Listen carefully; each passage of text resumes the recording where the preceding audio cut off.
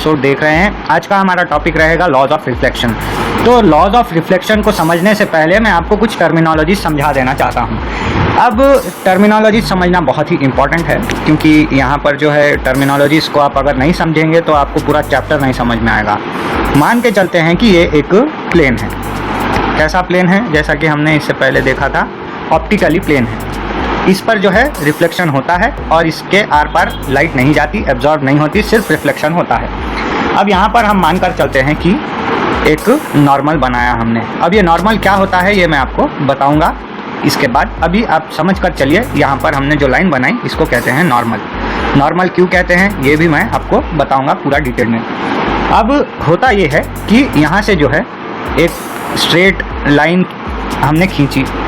ये है एक रे जो कि इस ऑप्टिकली सरफेस पर आकर, प्लेन सरफेस पर आकर पड़ी है।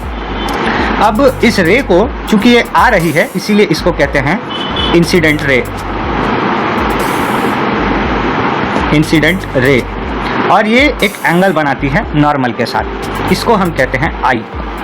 Okay, angle of incidence. अब होता यह है कि ये जब एंगल ऑफ इंसिडेंट बनाती है तो ये रिफ्लेक्ट होने के बाद उतना ही एंगल बनाती है। किसके साथ? रिफ्लेक्टेड रे के साथ। Reflected ray. तो हमने क्या समझा, यहाँ पर एक नॉर्मल है, उसके एक साइड से इंसिडेंट रे आई, नॉर्मल के साथ उसने कुछ एंगल बनाया, एंगल आई, और फिर वो रिफ्लेक्ट हो गई और उसने नॉर्मल के साथ एंगल बनाया, एंगल आर। ये आ रही है और ये जा रही है। इसको कहते हैं इंसिडेंट रे, इसको कहते हैं रिफ्लेक्टेड रे। तो according to the first law of reflection, according to the first law of reflection, angle of incident is equal to angle of reflected ray. Okay, angle of incident is equal to angle of reflection. Okay, अब second law की बात करते हैं। second law ये कहता है, second law says incident ray, normal and reflected ray lies in the same plane। अब ये क्या है, इसको हम लोग जो है अच्छे से समझ लेते हैं। देखते हैं कि नॉर्मल क्या है और बाकी के इंसिडेंट रे और रिफ्लेक्टेड रे क्या है, और इनका एक प्लेन में होने का क्या मतलब हो सकता है। तो मान के चलते ये जो है हमारा, ये हमारा प्लेन है, ऑप्टिकल प्लेन।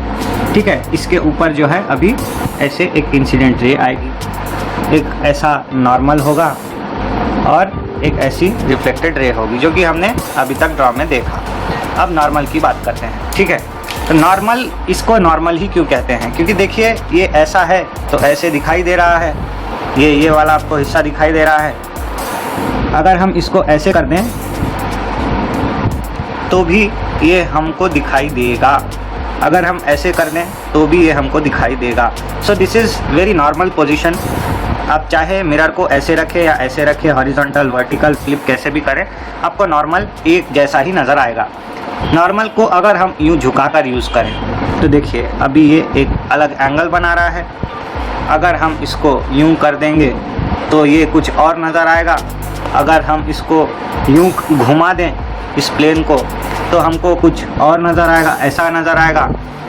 मतलब एंगल चेंज करने पर पोजीशन चेंज हो जाती है, इसकी पोजीशन चेंज करने पर एंगल चेंज हो जाती है।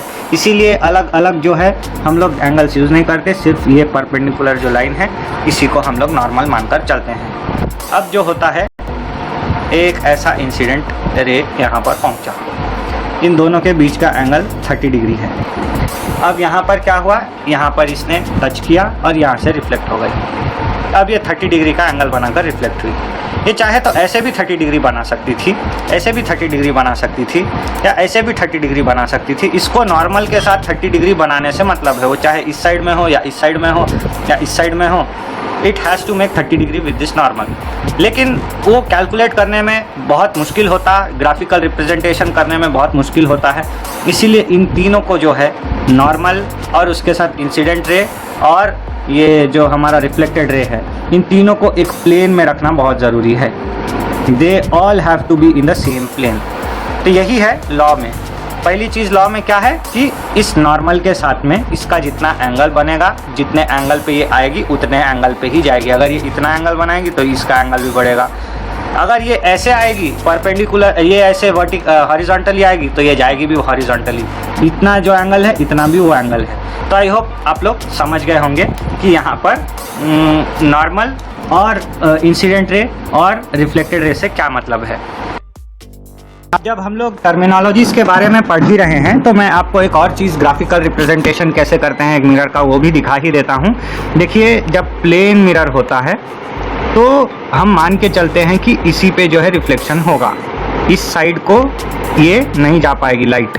तो उसके लिए साइंटिस्ट क्या करते हैं, लैब में इस एरिया को पेंट कर देते हैं। तो पेंट को ऐसे दिखाया जाता है।